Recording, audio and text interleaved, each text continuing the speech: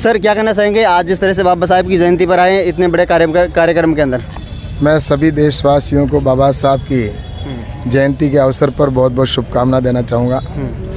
और उन्होंने जिस तरह से संविधान की रचना की थी और इस समाज को जो दिशा दी थी, और आज इस समय उनको अनुकरण करने का वक्त है। और निश्चित रूप से आपने देखा होगा कि उनकी बात को जिस तरह से कुछ लोग भ्रामक प्रचार कर रहे थे कि संविधान को समाप्त करने की बात कर रहे हैं, लेकिन हमारे प्रधानमंत्री नरेंद्र मोदी जी के लिए वो गीता है, वो बाइबल है, वो कुरान है, इसलिए उसको कोई समाप्त नहीं कर सकता। लेकिन निश्चित रूप से मैं कहना चाहता हूँ कि आने वाले समय के अंदर इस प्रकार की भ्रामक चीज़ें जो फैलाने के लोग देश में काम कर रहे हैं उनको समाप्त करने की आवश्यकता है। और हमारे प्रधानमंत्री नरेंद्र मोदी जी बाबा साहब के बताए हुए मार्गों पर चलते हुए आज इस देश को विकसित भारत बनाने की ओर आगे बढ़ रहे हैं।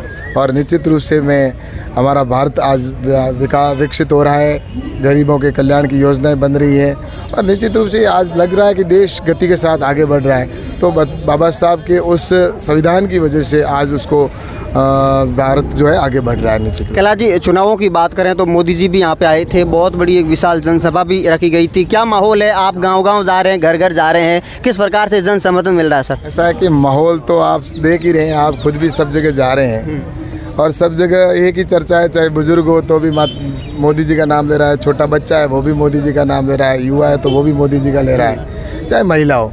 तो इसलिए कि उन्होंने जनता के दिलों में जगह की है, उन्होंने काम करके जनता को दिए हैं और इसलिए देश की जनता आज नरेंद्र मोदी जी के साथ है और यहाँ की भी जनता है वो प्रधानमंत्री नरेंद्र मोदी जी के विकास के साथ है। आने वाले समय में जो विकसित भारत का सपना है उसके साथ है और जनता को दूसरे किसी से कोई मतलब नहीं है, उनको तो सिर्फ विकास चाहिए। और विकास 60 साल जिन लोगों ने धोखा किया, जिन्होंने सिर्फ विकास के नाम पर वोट बटोरने का काम किया, लेकिन जनता को विकास समझ में अब आया कि विकास नाम की चीज़ होती क्या है, वो इन 10 सालों के अंदर जनता ने देखी है और वो अनुभव किया है। और उसी के लिए निश्चित रूप से जनता आने वाले समय में भारतीय जनता पार्टी के कमल के फूल पर वोट देगी ताकि हमारे प्रधानमंत्री तीसरी बार प्रधानमंत्री बनेंगे, 400+ के साथ बनेंगे। और यहाँ से भी मुझे उसी प्रकार का आशीर्वाद मिल रहा है और निश्चित रूप से यहाँ से हम जीत के जाएंगे। बिल्कुल कैलाश जी, लेकिन रविंद्र सिंह भाटी की सभाओं के अंदर भीड़ कहीं ना कहीं लोग ऐसा बता रहे हैं कि भाजपा के लिए चुनौती बनती जा रही है, क्या मानते हैं आप? ऐसा है कि भीड़ कहाँ की है, किधर की है, वो यहाँ की जनता सब समझ चुकी है। भीड़ किसी दूसरे जिलों से या दूसरे प्रदेश से आकर यहाँ पर अगर कोई भीड़ हो जाती है तो वोट उनके नहीं लगेंगे, वोट यहाँ के लगेंगे। वो जनता आपने देखी होगी नरेंद्र मोदी जी के सभा में जिस प्रकार से एक विशाल जैसे समुद्र जैसा लग रहा था, इतनी जनसंख्या के अंदर लोग आए थे लाखों की संख्या में, वो सभी यहाँ के थे। और यहाँ पर भी जो आप देख रहे हैं ये उत्साहित हमारे युवा साथी है सभी।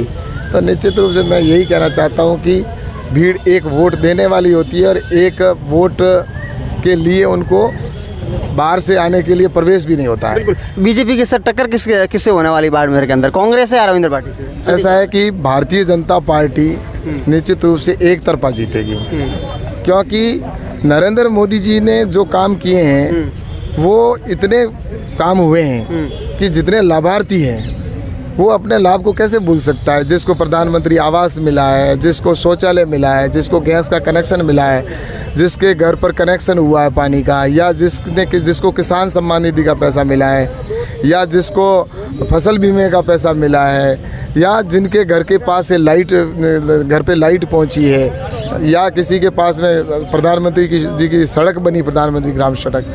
तो ये पिछले 3 साल से फ्री राशन जो सामग्री मिल रही है और फ्री राशन जो ले रहा है वो अपना खाना खाने के बाद में वो जब वोट देने के लिए जाएगा तो उसको मोदी जी निश्चित रूप से याद आएंगे और वो मोदी जी के पक्ष में मतदान करेगा। बिल्कुल कैलाश जी, बाड़मेर की जनता आपको एक बार आशीर्वाद देती है तो अगले 5 सालों में बाड़मेर, जैसलमेर, बालोतरा को आप कहाँ पे देखते हैं? इस क्षेत्र के लिए क्या करने वाले हैं? ऐसा है कि इस क्षेत्र के अंदर निश्चित रूप से राजस्थान में सरकार नहीं थी, कांग्रेस की सरकार थी, अब डबल इंजन की सरकार बनी है। तो अब यहाँ पर विकास के पंख लगेंगे, यहाँ पर मेरे युवाओं को रोज़गार मिलेगा। जैसा कि पहले मैंने रिफाइनरी के लिए यहाँ पर रिफाइनरी बनाई थी, जिस समय इसकी रिफाइनरी की नींव रखी थी बाईतू विधानसभा, उस समय मैं विधायक था और उसके बाद में आज यहाँ हज़ारों लोगों को रोज़गार मिल रहा है। आगे हम यहाँ पर वाइब्रेट गुजरात जिस तरह से मोदी जी ने करवाया था वैसा यहाँ पर वाइब्रेट जैसलमेर, बाड़मेर करवाएंगे। तो यहाँ पर इंडस्ट्रीज़ को बुलाएंगे और यहाँ पर जो 135 से अधिक प्रकार के बाई प्रोडक्ट बनेंगे, तो यहाँ पर अच्छी अच्छी फैक्ट्रियाँ लगेगी उससे संबंधित, ताकि हमारे और ज़्यादा युवाओं को रोज़गार मिले। और इसके साथ ही यहाँ पर रेलवे के कई काम हैं, जिस प्रकार से नई रेलें यहाँ पर आए, और पानी है जो नर्मदा का, इंदिरा गांधी नहर का पानी है वो यहाँ पर पहुँचे ताकि सिंचाई का काम आ सके।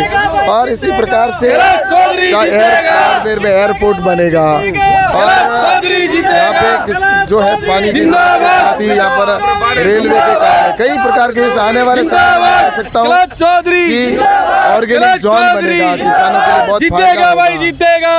मैं निश्चित रूप से कह सकता हूँ कि आने वाले 5 साल में बहुत अच्छा विकास यहाँ पे होगा, क्योंकि अब डबल इंजन की सरकार हुई है, तो यहाँ पे बहुत ज़्यादा काम होंगे और जनता को वो सीधा उनका लाभ भी मिलेगा।